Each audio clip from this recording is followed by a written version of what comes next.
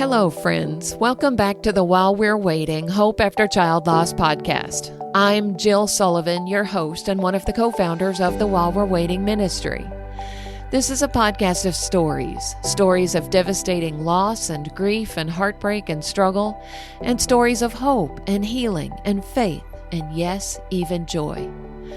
Underlying every conversation is the hope we have in Jesus Christ, which makes it possible to not just survive the loss of a child, but to live well while we're waiting to see them again in heaven one day. You can learn more about our ministry and the free bereaved parent retreats we host by visiting our website at www.whilewe'rewaiting.org. Welcome to episode number 268. In last week's conversation with Chad and Ronni Fellers, we learned about their son Paxton, his adoption, his joy-filled spirit, and the day their lives changed forever. We also heard how grief has forced them to wrestle deeply with their faith and the goodness of God in the wake of profound loss. In today's episode, part 2 of our conversation, we focus on something many grieving hearts struggle to understand: lament. Chad and Ronni speak honestly about what it means to bring their pain, their questions, even their anger to God, not as a lack of faith, but as a vital expression of it. As Ronni puts it, when you're wrestling with someone, you're face to face, and if I'm still wrestling with God, it means I haven't turned away. We talk about how lament has shaped their grief, their marriage, their parenting, and their perspective on worship. Ronni shares the story behind her blog, The God Kiss, and the healing she's found in writing her wrestle. This conversation is a powerful reminder that God welcomes our sorrow and meets us there with His presence. We pick up right where we left off last week. You recently closed your Caring Bridge site, although you can still get on it, but you've kind of shifted your platform to a new blog site titled The God Kiss. And I love that name. It's very unique. Where does it come from? What does that title mean to you? So like I said, from the very first moment in the hospital, and I mean, even the first moment of that morning, as we were driving to the hospital, I called my best friend who never oversleeps and who would typically not be able to answer her phone. And she just happened to have overslept that day, and she almost beat us to the hospital. There were moments that I just felt like the picture I had was of a parent holding a child who had a boo-boo and kissing that child on the forehead. It doesn't always take away the pain, but it's just a comfort. I'm here, I love you, and I'm holding you. And I felt like there were daily God kisses that just helped show me, God said, I'm here, I've got you, I'm holding you. It still hurts, it's still hard, but you're not alone, and I'm caring for you. So that's where the title came from. Some people call him God winks. Well, some people call him other things, but that's just kind of the picture, the image I had of a father kissing their child on the forehead. It's such a tender, sweet, comforting thing, even in the midst of pain. Yeah, I like that better than God wink. That's a better expression. Now, you wrote a poem about the God kiss. Would you share that with us? I will. For his memorial service, I just felt like I needed to honor him in some way. And so this was kind of our story titled, this is where it came from. This is titled The God Kiss. A precious little boy who was not ours from the start, although the first time I saw him, I wanted him to be. Sitting in my car in the DHS parking lot, questioning why God was asking this of me. As he grew every day, his personality started to shine, and I fell more in love with each smile. I marveled, and still do, at God's perfect design of that silly, beautiful child. He kept us on our toes over the years with his love for adventure and fearless heart, but he taught us so much through laughter and tears, I don't even know where to start. From dirt bikes to roller coasters and climbing the highest tree, his energy never ran out. And at night, when he slowed down and cuddled with me, his sweetness made my heart want to shout. The mischievous twinkle in his eye was oh so cute, but could make me a little bit scared. Seeing his vibrant, joyful attitude, he embraced life like no one else dared. His laughter was contagious, so beautiful and free, and one smile from him could brighten my day. I cherish the 10 years he was here on earth with me, but I'm thankful he's with Jesus to stay. Our hearts are broken. We may never understand, and our tears will continue to fall. But as I look back on this journey and the son God placed in our hands, I realized Paxton was the biggest God kiss of all. I love that so much. And that gives us such a neat picture into who Paxton was, too. Yeah. I love that. The biggest God kiss of all. That's perfect. You have a category in your blog titled Writing My Wrestling. Here we are, back to wrestling. Do you feel like writing helps you define or understand your own wrestling? I think so. I realized after Paxton died that because of the way things happened, I didn't get to grieve pre-accident Paxton. When we went to the hospital, we had a different child, and he would have been a different child in some form or fashion. We don't know if he ever would have gotten back to pre-accident Paxton. So there were nights that I couldn't go to bed, and Chad can attest to this, because I just felt these words on my heart. And sometimes they come out in sentences, sometimes they come in paragraphs, sometimes I'm walking and it's just a groaning that comes out. And to put it down on paper and to kind of look back at the things, and they seem to all come together, just like the God Kiss poem. I wrote a few snippets here and there, and it just seemed to all come together. It helps me get my emotions out in a way that's, I don't know, it's a therapeutic way for me. It's therapeutic to write my thoughts and to see them on paper, and then to take the mass jumble and put it into a semblance of, okay, this is really what I'm wrestling with. This is really how I feel. So yes, I think it helps me understand, because it's not always in one fell swoop that the wrestling comes out. It's a sentence here and a paragraph there that equates to, this is really the core of what I'm struggling with. Yeah, I can relate to that a little bit. I wrote a lot during Hannah's journey and then afterwards. And I would say, I don't know what I think until I write it. Exactly. Yeah. I mean, it just helped me understand my own thoughts just by putting them on paper. So your most recent post, which was written on Mother's Day, is titled It's Complicated. And in it, you describe a lot of things that are now complicated for you since Paxton went home. And as I read it, I thought about how regular people that have not experienced the loss of a child, have no idea how complicated very simple daily things are. Would you mind sharing some of those things that are complicated now that you never would have imagined would be complicated before? Sure. Simple questions. I mean, what's the first question when you meet someone? How many kids do you have? Right. How do you answer that? How old are they? So, do I tell them my child went to heaven? Do I just say he's forever 10? Because again, a lot of people are uncomfortable with pain, and especially the loss of a child. Another, how are you? How am I? Well, it depends on the day. There was one day I said, I'm not just on the struggle bus, it's out of gas and has 4 flat tires. Do people really want to know the answer to that? There are some days I'm sad I didn't wake up in heaven. Doesn't mean I want to take myself there, but I'm ready for Jesus to come back. But absolutely, you answer that question that way, and some people might look at you and run away. I've had the question, are you sad that your daughter's going to college? Well, no, because that's what you're supposed to do. You're supposed to launch your children. This is part of the journey. And I have one that's not ever going to go to college. There are just so many things. I even think about our daughter. How does she answer the question, how many siblings do you have at college? Right? People you don't know, people that you don't know how they're going to react. I know Chad's dealt with that at work. Like, you tell somebody your child has died, and you either get the, oh my gosh, you have the plague, or the, oh no. And then the inauthentic, there are some people that can handle that question well, but for the majority of people, I would say that's the worst thing they could think of has happened to us. And when people hear that, they think, oh, that really can happen. And so I feel like any basic get to know you conversation or questions is always tinged with that background of how do I answer this? And do I want to deal with the response? Is it worth my time?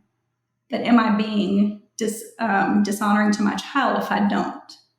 So then I struggle with, am I honoring Paxton? I want people to know him, but I also don't want to share him with people that aren't going to honor him back. Right. We find that we can't just trust everybody with our story, can we? Exactly.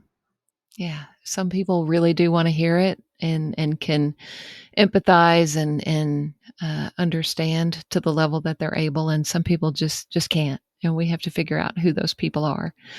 But yeah, thank you for that. I think that's helpful. Just hearing some of those things that are complicated. So as we're talking today, it's been about 2.5 years. I think we're getting close to that since Paxton went to heaven. And I know some bereaved parents, I talk to bereaved parents all the time. Some tell me that the second year for them was harder than the first. Some don't feel that way. Was that your experience? And how do you feel like your grief has evolved over the last 2.5 years? I definitely think it was. I think it was harder than the first year. The first year, well, I think it depends on how you look at it to answer the question. I mean, I think the first year was all the first. And I think it's just surviving those. And I think by the time we got through making it through the first year, it's like, oh, we've got to do this all.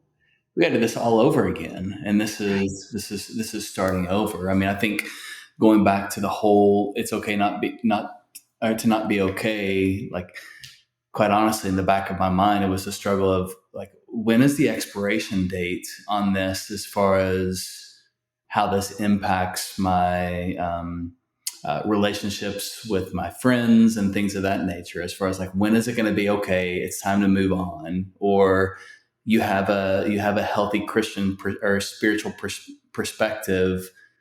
Shouldn't you be? Why is this still an issue for you? So I felt like that became much more prominent during the second year. The first year, it was more of, I mean, I literally had to learn how to breathe again. And the whole notion of like, put your oxygen mask on first before helping others. I mean, I think that's one of the things that I've always struggled, just my personality, to do. And I feel like it's become an essential thing for both of us. I think we're thankful to have, great support around us, a couple who's walked that journey. I know you've had on the show before. Was really helpful with that, to be that support. The second year definitely has been harder. I think the third year, I don't know. Well, for me, I think what's gotten harder and harder is Paxton was 10 when he went to heaven.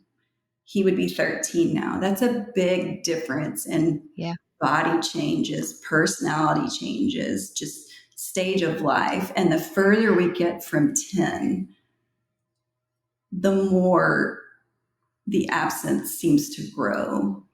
I think about writing in that post, the Mother's Day post, that this is my third Mother's Day without him. And Chad was like, no, it's not. And I even had to check myself and go back and say, yes, this is our third birthday without him.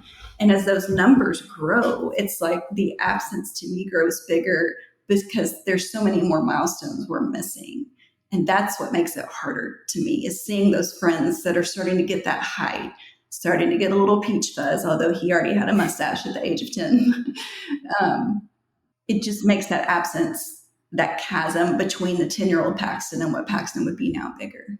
And that's why I think it's so much harder. I do think so. Yes. It's one of those, here we go back to the whole both and thing. I think it's one of the things it's easier for me to see God working through things now and how he's done. I mean, I would say one example is, and we've talked about, our marriage is closer than it's ever been.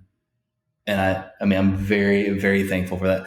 I don't know, honestly, I don't think that we would be at the same stage where we are had Paxton still been on this side of heaven with that, does it mean that I want to?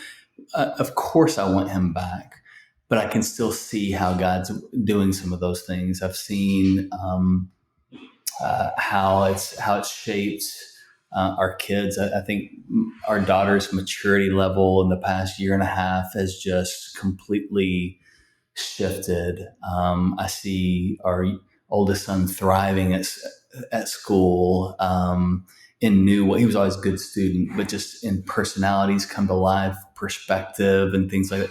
So we can see those things. And I think that helps with it provides the sweet and the bittersweet, if you will, with that. Yeah. So I don't think I couldn't have seen that, or I wouldn't have wanted to see that in the first year. And there are times I still don't want to see it, right? I mean, if we're being honest, I'd love for these things to happen. It's great. I want my son, and I want my son back, right? Right.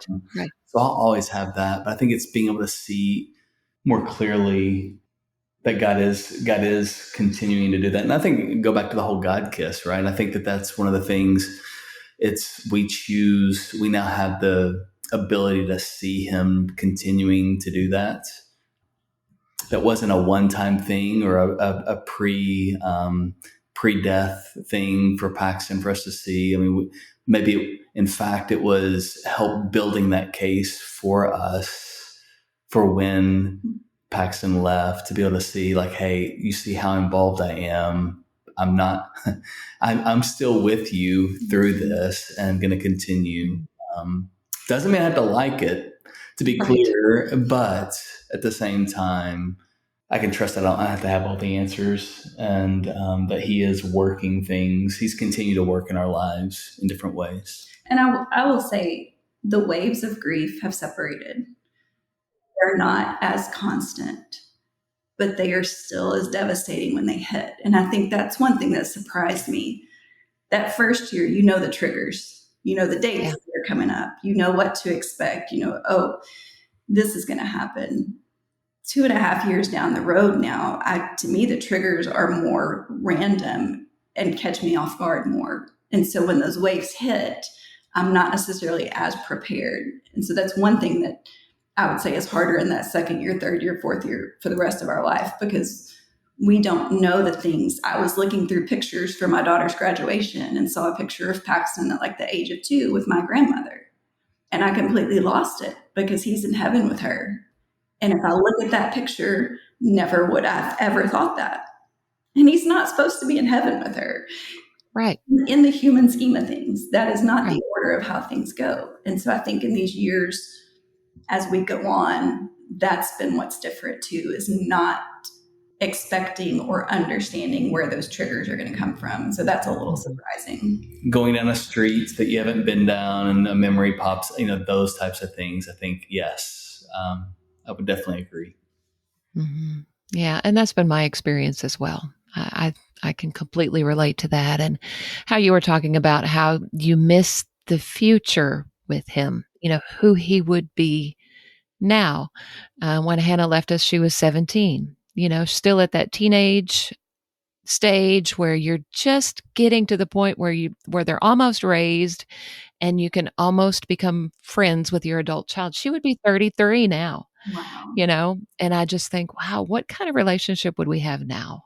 Mm-hmm. And I miss that. I've never gotten to experience that with her. I'm thankful that I have it with my younger daughter who just turned 30. So I have a taste, and it makes that missing of what I should have had with Hannah even a little bit more acute, I think, because I see how beautiful that relationship can be. So yeah, those are the things we miss, and we'll always miss those things. It's just part of grief. Now, what advice would you give to a mom or dad who finds themselves right at the very beginning of their grief journey? What would you say to them today? I'd give them permission to feel what they feel. I actually wrote the same thing down. Whatever you feel is okay. I have a very close person to me that actually lost a child a few weeks ago. And she kept saying, am I crazy? And I said, everybody's different. There is unfortunately, there's no set of rules for this. There's no, even Chad and I grieving the same child grieve differently. It's going to look different. It's going to feel different. It's going to sound different for everybody. But whatever you feel is okay. God created us with these emotions and these feelings. It is not sinful to be angry at death. It is not wrong to wrestle with God. And I think sometimes growing up in the church, we might feel those things or feel like it's sacrilegious, but death is awful. In John 11, when Jesus goes to the tomb of Lazarus and it says he was deeply moved, if you look at the Greek translation of that, it means he snorted in anger. Yeah. He was angry that death even existed. And I just want to give parents, number one, say, hang on. And I'm still hanging on. It's hard. The waves are torrential. You'll feel like you're drowning. But whatever feelings you feel them. And there are still times I don't want to feel my feelings, and Chad can attest to this. I don't want to feel. I want to zone. I don't want to let that wave come. But you can't make it through the wave unless you go into it. And so whatever it is, let it come. It's okay. It's normal. And it's not going to be the same as anybody else.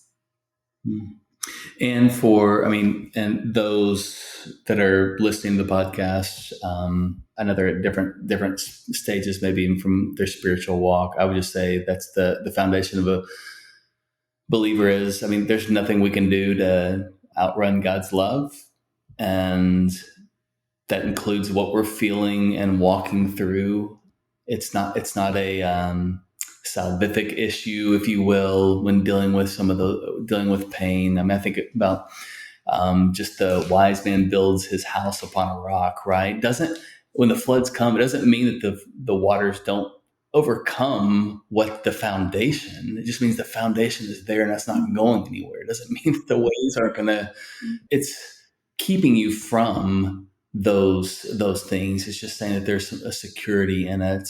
I think the more that we can arm ourselves with truth will help prepare us for those things and help sustain us through it. So I think that would be my advice is just surround yourself with people that are like-minded.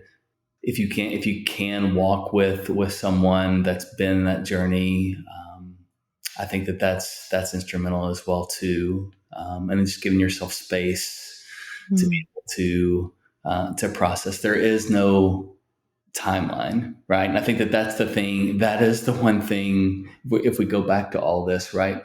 So in one way, I think just the way society is, the way that we've walked our lives, we've spent times in our lives, is there's a starting point and there's an end through this. And I think this is a journey that really there is no end point with that. And so this pressure that you feel to be able to move on or to be able to resume life the way that it was pre the loss of a child, I just think that those are unfair expectations. So I think giving yourself grace and space and rest, so that you can't outrun the Father, right? So and he will keep you in his care. Mm-hmm. Good advice. Thank you, guys. I think all of us that have lost a child have this very sharp dividing line in our lives. I always like to ask people this question. Talk about the before Chad and Ronni and the after Chad and Ronni. How are you different? Well, I already alluded to it, right? I think our relationship is at a whole new level. I think we probably had a choice in that when that happened, right? I think that there could have been isolation, could have been a choice or an expectation to be aligned with how the other person was processing is really interesting, right? Even in that journey, it was interesting just looking back at it, thinking I would go through my periods of distress and she wouldn't be walking through that. And then all of a sudden she would be going through it. And there were rarely times where we were both going through it at the same to the same level at the same time, right? So Yeah. I think that's an interesting point. I think I don't care as much about what other people think anymore, which I think is freeing as well too. I think growing up in church, I was probably more the choir boy. I felt like there was a certain image, or I should the things that I feel I should say one thing, even if it's if my head talking and not my heart. I think it's okay to. I think there's beauty in being able to share your heart as well too, and it may not, and knowing it may or may not be always received really well, and that is okay as well too, because God's going to work through that. I think that back to the video that we were a part of in the Romans 8:28. I mean, I think we've heard comments about this is one of the first times where there wasn't something that was I mean, it was real and raw, and that's what the church needs to hear. I think more Yeah. that there's not a bullet at the end of the sermon that's going to tie it up and make everything happy and great, right? So I think that some of those things, so learning to be able to share our head and our heart without apology, I think that's one way that my after has become. I've never had a problem sharing my heart without No, apology. She hasn't. So that's not changed.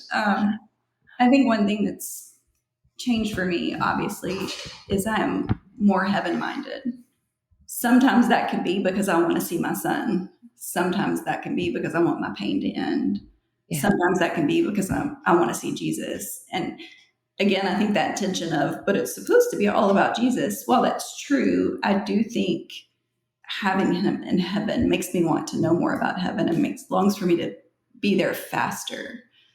I also think, Chad had surgery a few months ago, and I thought surely God wouldn't take my husband. He took my son. But, I see all the time on the While We're Waiting Facebook page of parents that have lost multiple children. And Yes. I realized there are no Shirleys anymore.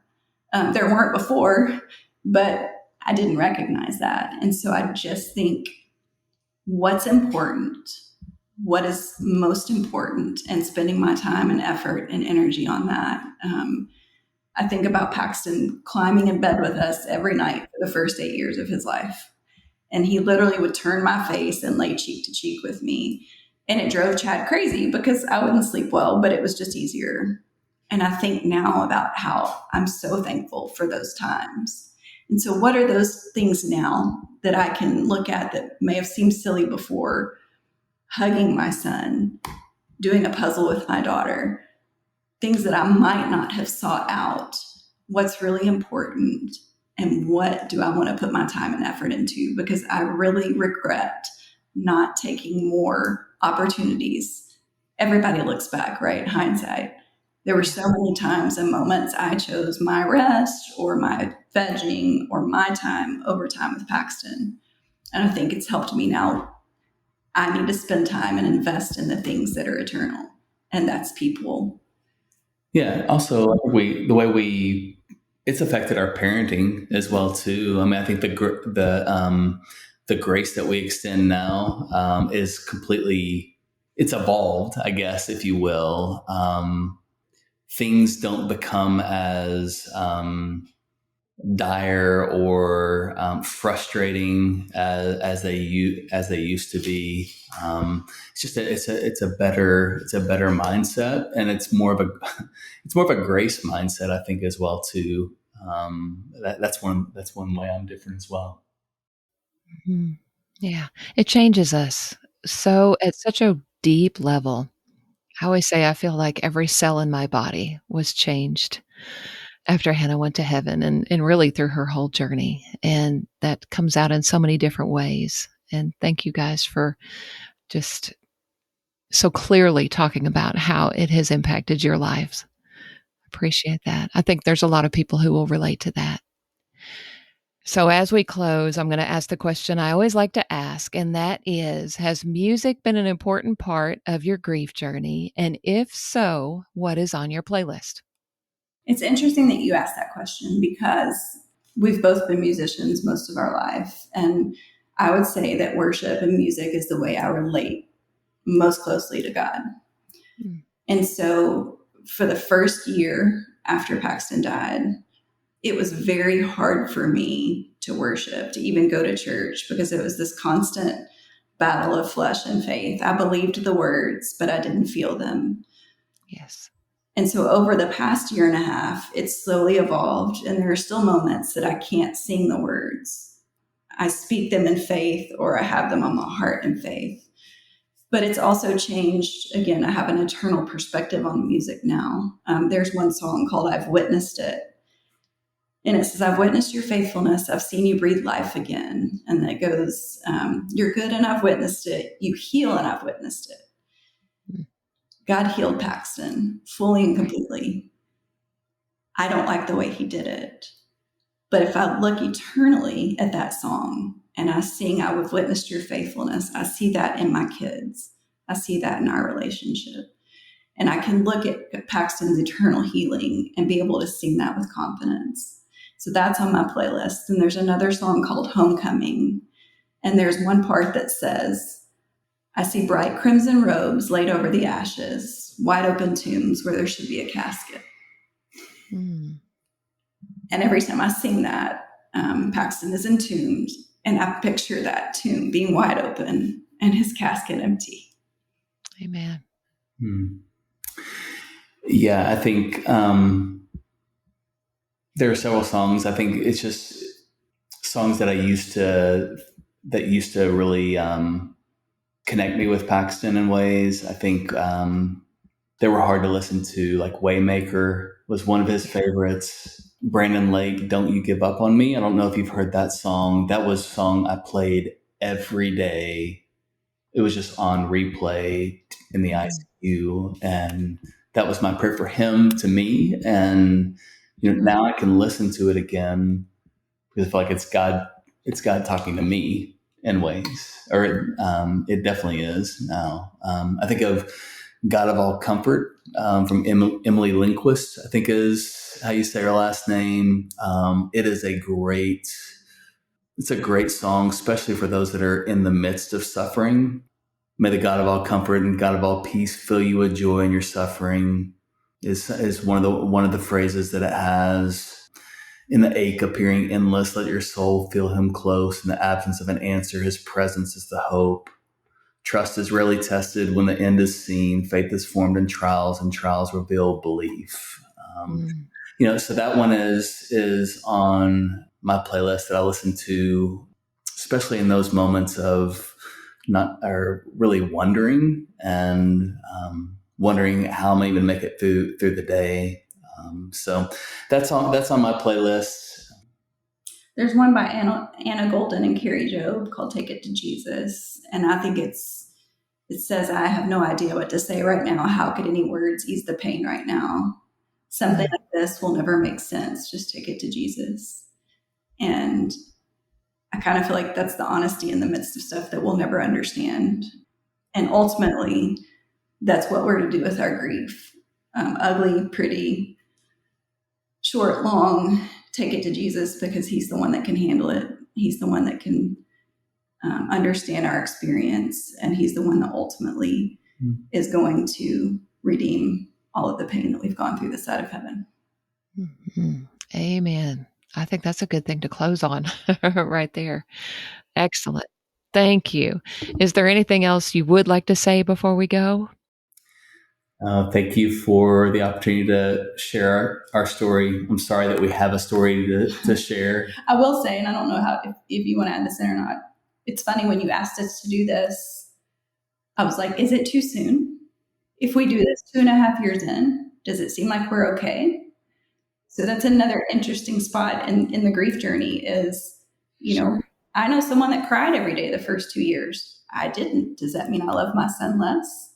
If I'm able to do a podcast, anyway, that's just an interesting thought I had when you asked us to do this, was I don't want people to think I'm okay because I'm not okay.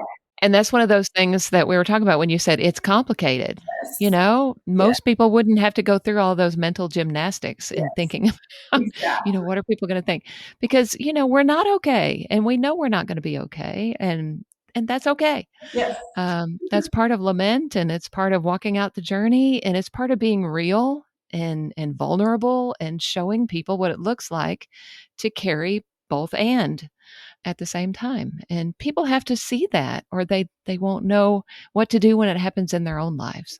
Correct. Because everybody is going to go through suffering at some point. It may not be child loss, but it's going to be something. Absolutely. And they need to see a model of somebody who laments and is honest and is grieving, yet still living and thriving, and God is using them, and they're walking in faith. And I think that's something that's good for people to see. And you guys walk it out well. Thank you. Thank you. Thank you. Yeah, thank you. Thank you so much for joining me for another episode of the While We're Waiting Hope After Child Loss podcast. If this podcast has been a blessing to you, please take just a moment to leave a rating or a review, and please feel free to share it with someone you know who might be helped by it. We're so grateful for all of you who come back and listen every week, and those of you who may be listening for the very first time. I hope God has used it to encourage you today and to help you live well while you're waiting.